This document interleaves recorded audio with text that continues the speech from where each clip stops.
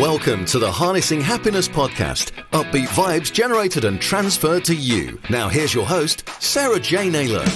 Hello and welcome to Harnessing Happiness with myself, Sarah J Naylor. Thank you for tuning in.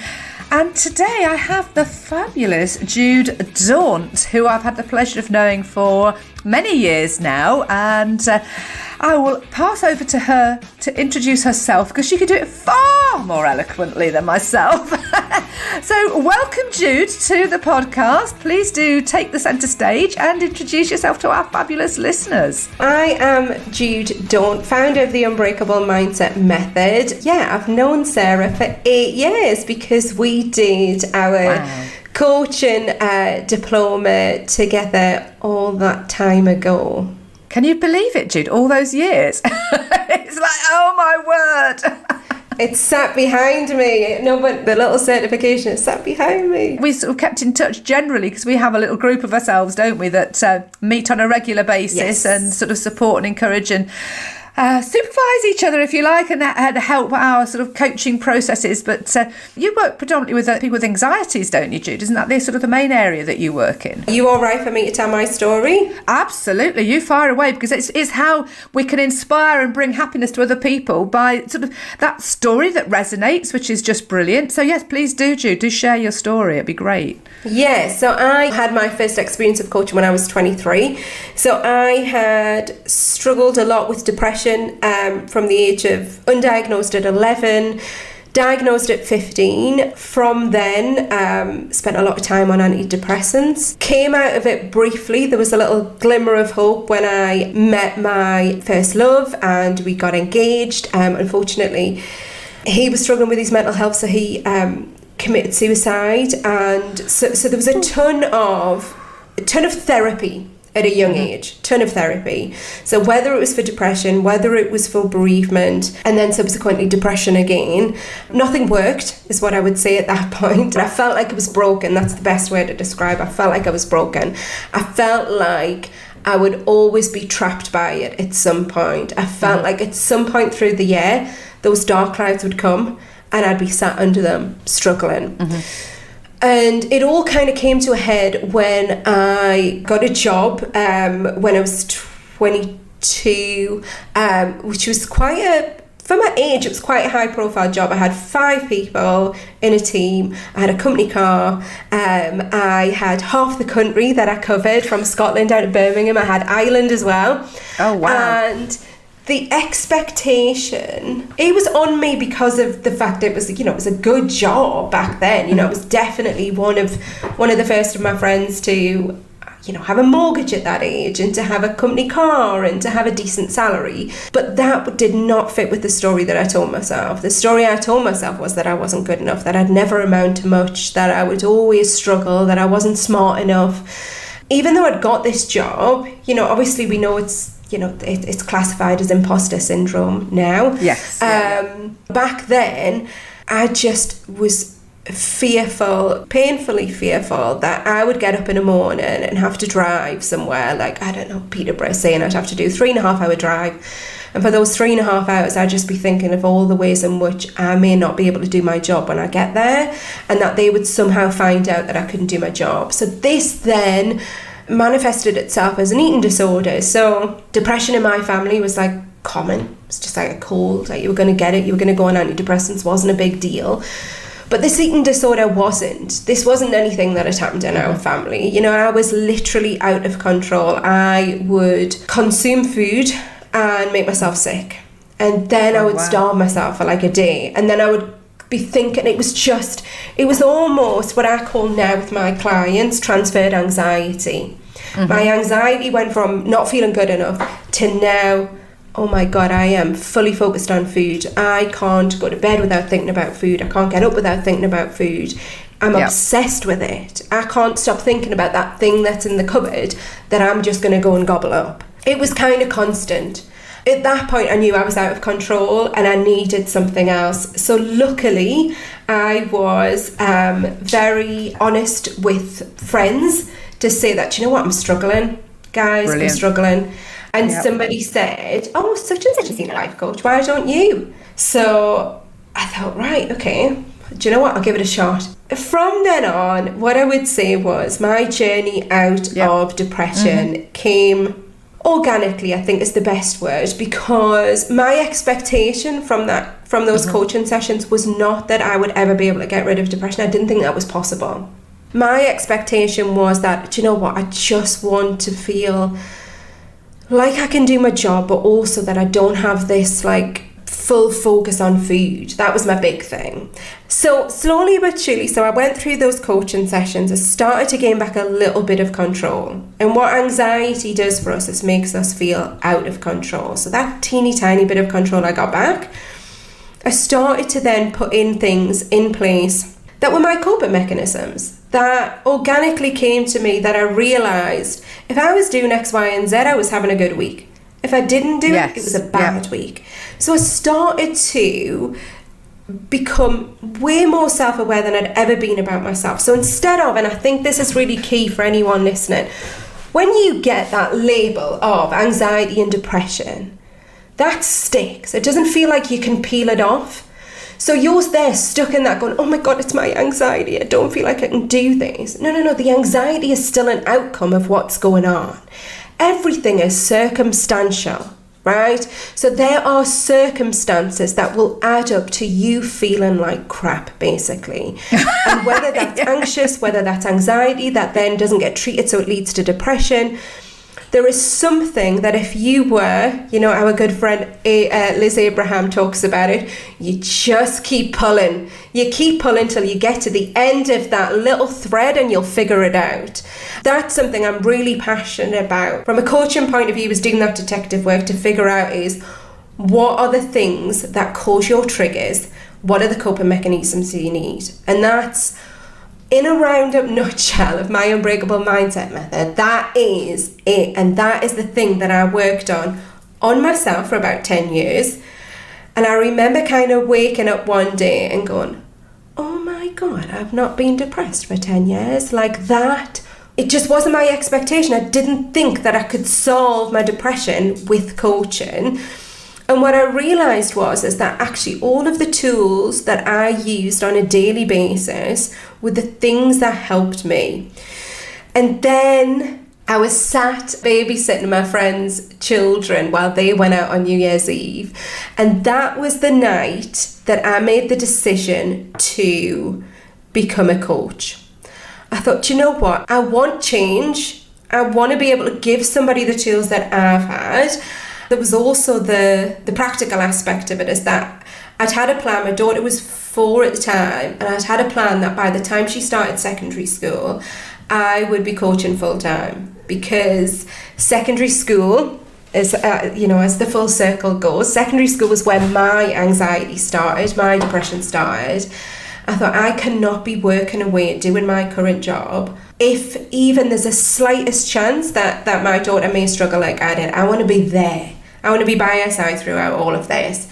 She was 4 then. That year, I started my coaching diploma. So I'd made the decision in January and started it in the February and completed it by the January the next year, I think. So then I was ready to go. And then we scroll forward to my daughter starting secondary school, and then after doing the coaching for 4 years part-time, I think 4 or 5 years part-time, I then went full-time. So I actually manifested my outcome. I actually put in place things to get my outcome, and I became full-time doing it. Yeah, and that's the key, isn't it? It's having that, setting that intention. And you've, as you've so beautifully demonstrated, you've done all of that inner work, and it's that moment of recognition and knowing what it is, and it's because we aren't our behaviour. We can change that behaviour at any time, but it's recognising, like you've said, the triggers and going in and looking and what you can put into place instead.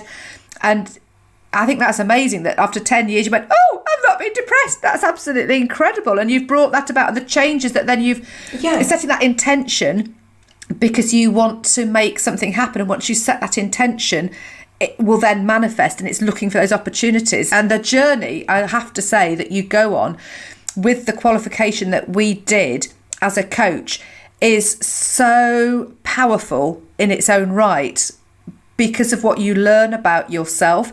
It's not a coaching qualification that we've bought off the internet or anything like that. This will make you laugh, Jude. I'm sure I probably alluded to this story before, but I sort of just signed up to it. Had a moment of clarity one day, and not having even thought about coaching previously, I just signed up to it on the back of some cranial work with shamanic drumming at a mind, body, spirit event, and suddenly went, oh, I'm going to be a coach, because I wanted to get away from recruitment. Who knew that I'd stay in recruitment as well as being a coach? However, having done it, there was this sort of realisation once all these manuals and all these books were presented, and I'm sure you'll remember this as well, going, holy moly, what's all this lot? I mean, I'd never done a degree before, and it wasn't until I completed the course in sort of the same sort of time that I realised it was a level 5 qualification, which is the equivalent to 2 years of a degree course, which I'd done whilst working full-time as a sort of kind of a single mum as well. We're going, right, okay. It's amazing what you can do. The irony is that when I did the coaching qualification, and I do a lot of timeline work with my clients, so what I do is there's a timeline. Anything that goes on the top of the timeline in chronological order is positive. Anything on the bottom is negative, so you can really see the patterns and the turns and things, and anything that's kind of coming up again and again. And what you can see really clearly on my timeline is that when I hit, and I'm going to say it was for a week, right? I had a week's worth of depression, like full on. I am sobbing, crying on the kitchen floor, was when I started the coaching diploma. If you were then to pull apart my timeline, you go, oh, well, that marries with being at school. So anything, and I know this now is one of my triggers, anything that requires learning or stepping outside my comfort zone, which is so common for people, really common for people. But for me, if there's a fear I can't do it, it connects with I'm not good enough, and we've all got muscle memory, so it doesn't matter how much I work on that, it's going to ping us back to it. And I remember that there's one module that you get to the end of, and Louise says, oh, congratulations, you have got through, I don't know, it's all the learning stuff, isn't it, before you then go into the practical side of the coaching. And I remember shutting my laptop and I cried my heart out for a good half hour, because I thought, I don't know anything, I don't know anything. And I thought, oh my God, it's coming back. And what's the irony here that I did this because I don't have depression and now it's coming back? And actually, was that's clearly one of my triggers, okay? So I now know that. I got asked to do something for MTV, and I remember going to it. This was only this year, so it was just when things were still closed and around that. Okay, yeah. February, So remember you talking about it, yeah. Yeah. So it came out in August, but it was recorded this year.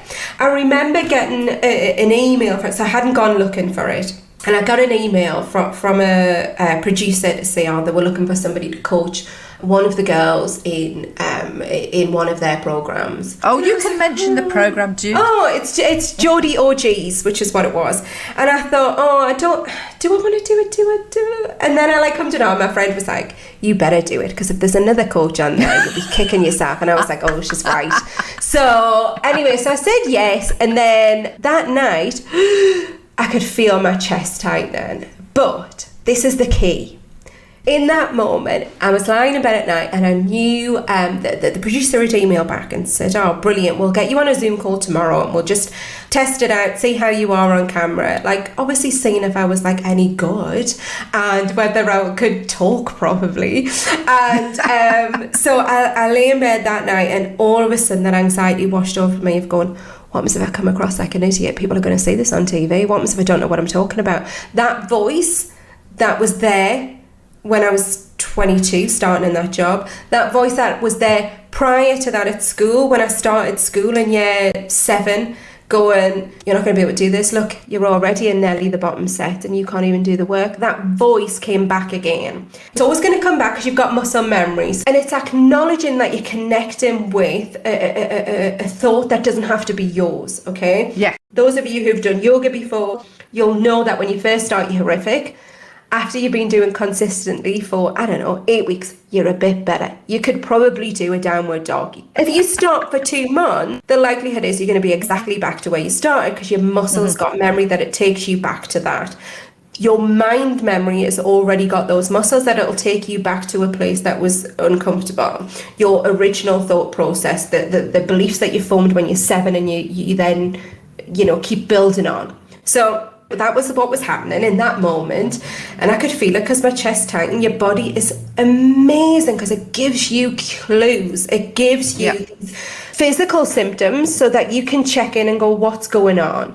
So at that moment, I could feel my chest was tight. Then I could hear like myself going, what happens if? What happens if you look like an idiot? What happens if, you know, you don't sound like an expert?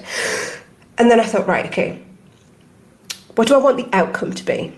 Right, well, I want the outcome to be that A, I come across well, and B, I come across like I know what I'm talking about. Okay, so therefore, what do I need to do to be able to get that outcome?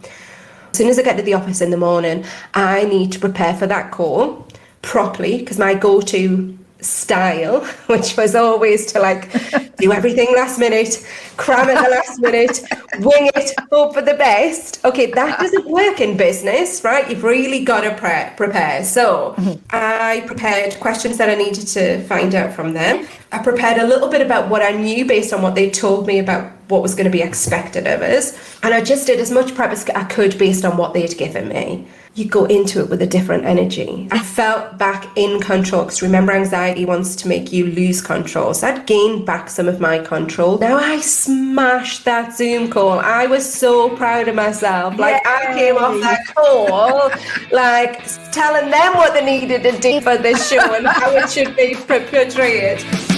If you're enjoying the Harnessing Happiness podcast, there are plenty of free resources available for download at sarahjnaylor.com, where you can also find out more about her APE mindset. It's all about acceptance, perspective, and energy. Just visit sarahjnaylor.com. That's the key thing. It's about going, do you know what? This thought doesn't serve me. First of all, connecting with your energy. What is going on?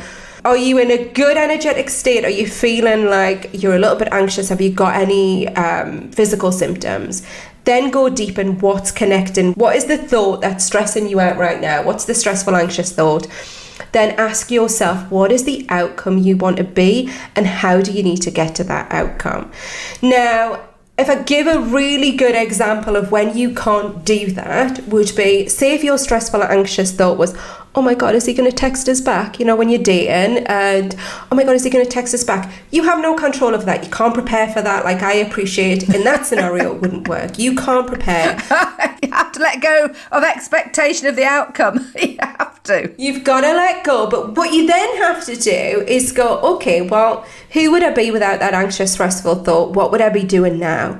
And then you become the person you would be if you didn't have that anxious, stressful thought. So if you are normally somebody on an evening who, I don't know, does a yoga, chats to her mates, watches something on Netflix, go to bed. That is what you need to do, not worry and stress anxiously over something you have no control over.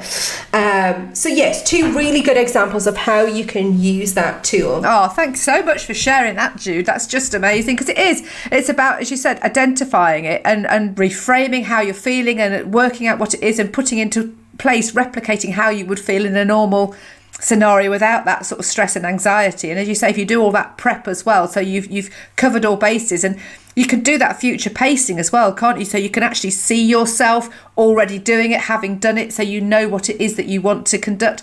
And actually, at the end of the day, it's also about being yourself, isn't it? It's just that acceptance of who you are, and just, you know, that you are good at what you do, and it's believing in yourself and valuing yourself. So what does make you happy then, Jude? I mean, you've been on such an incredible journey to have gone through all of that, with all that kind of learnt behaviour as well from your family background, to having sort of embraced it, gone through it, and had still some tragedies in your life, to then come out that other side.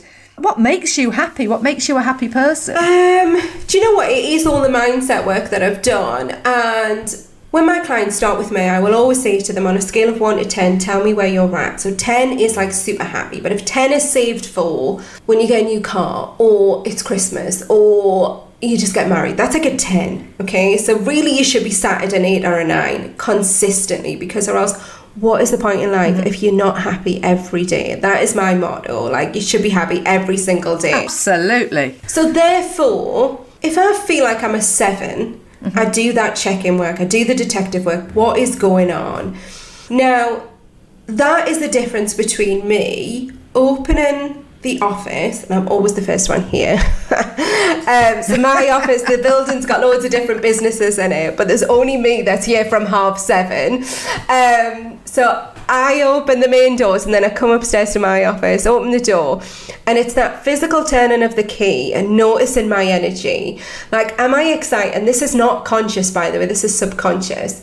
Like, just acknowledge, like, if I'm having a good day, I don't need to check in with it. But if I feel like, like, then that's not how I want to feel walking into work. I never want to feel that way. No, and exactly. That's the most I ever get to. I don't get further than that. If I do check in. So it could literally be because, I don't know, I've got to write some copy for my website, and that is the thing that kind of takes me out of my comfort zone. That would be that. The things that make me happy is just... it's every day. For me, it's more about checking in with the things that make me unhappy and problem solving them. Because actually, I know the things that make me happy are work, like, you know, being passionate, doing my work, having routine, structure. Oh my God, that is such a key thing for me. If I don't have routine and structure, I'm not very good at all. So, like, holidays, like, I'm probably less happy on holiday than I am on a normal working week. I need to let go of the control on holiday, which I do, but I am in a much happier place when I've got structure, when I've got things like, creative things, because, you know, my old job was creative. So to be able to bring that into the coaching world means I'm always developing, I'm always coming up with a new tool and technique, I'm always like in that creative design space. And again, I need a little bit of that. So therefore, again, I problem solved. What does that look like? Okay, well, maybe I just don't have clients on a Monday, and Mondays are my creative planning days and my business days and my getting structure days. Oh, I think I need a bit of Jude in my life. I think we, in that respect, Jude, we are so polar opposite. Because my days and my weeks and everything, there's a thread of structure that goes through it, of things that I have to do, from like invoicing and payments and things like that going in and out of my bank. And all the time, you've known me, I've always got lots of different things that I'm doing. It's just me. I think for me, I spent 20 years of my life with my ex-husband, supporting him in his business and just keeping myself small, if you like. And my life looks nothing like the life I had. My life now looks absolutely nothing like the life I had, because when I actually left that relationship, as I say, after 20 years, I had no social life. I had no friends, and I say that there were people that I knew, but they'd moved to France, they'd gone travelling to India, but I hadn't got an independent social life of my own, and I hadn't been out for 6 years post having my son. So I had to really sort of start again. And I think in starting again and embracing and creating a life for myself, you know, I value every single moment, and I try and cram as much into my life as I did, because I recognised that I was always busy. We always did things. We bought and did up houses and one thing and another, but personal development wise and the stuff that I'm passionate about. In fact, he actually made a note of saying to me about 18 months after we'd divorced, "You've become the person you would have been if it hadn't been for me." I went, because that wasn't actually meant as a compliment at all, but it was very, very true. You know, I'd embraced myself, and I continued to do that. And I just love life. And so, yes, I end up going, oh yeah, I want to do that, and I want to do this, and this is really me, but I follow my instinct and my intuition. And, you know, I would like to put a bit more structure in, but it just doesn't work. That's the beauty of us all, though, isn't it? We're all different, we're all unique, and it's about embracing that stuff and taking the bits and elements from the learning that we can embrace, which we've both been, you know, doing a lot more learning just lately, and personal development in other areas. You know, you can take the bits that you need, but you don't need to replicate it exactly, because it's one size doesn't fit all. It really doesn't. Thank you so much for sharing your journey and what makes you happy. I don't know if there's anything else you'd like to say as we sort of bring this to a close, Jude, because it's been absolutely fabulous, and it's been such a long time since we've had this chance to talk so much as well, so it's been a real honour. Thank you for sharing your time with me and with the listeners as well. Yeah, one last tool I could probably give would be, and you've heard us say this throughout this podcast, is to problem solve. So if something's not working, there will always be another way of doing something. If it's not working, then problem solve it.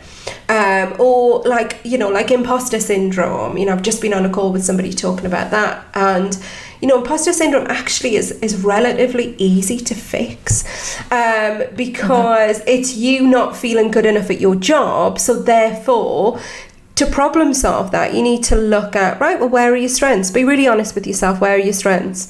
And then start looking at your development areas and actively work on them. Don't hide in the corner going, well, let's just hope it goes away, even though I don't know how to do that bit. Like, actively work on your development areas. But that, that's just one little example. Problem solving in your life, if you're feeling overwhelmed, right, take stock, step back and go, right, what are the things that make me feel overwhelmed? What can I leave out? What can I continue doing? What can I stop doing? That stop, start, continue. Figure out why you're unhappy and problem solve it. Absolutely. That solution-focused outcome thinking. Gotta love it. It's brilliant. It's beautiful. Yay. Brilliant. Thank you again so much, Jude. It's just been great. It's brilliant. I'm sure everybody's got something absolutely fabulous from this podcast. So I'm going to say goodbye to Jude now, and thank you all for listening. And this has been Sarah J Naylor with the fabulous Jude Daunt. And please do rate and review, because the more that we can share these podcasts and spread happiness and bring about that ripple in the water of happiness globally, the better. So anyway, thank you so much for listening. Take care and all the very best. Thanks for listening to the Harnessing Happiness podcast with Sarah J Naylor. If you took value from the content, please follow the show on your podcast app. And to find out more about Sarah's ape mindset, visit sarahjnaylor.com. That's sarahjnaylor.com.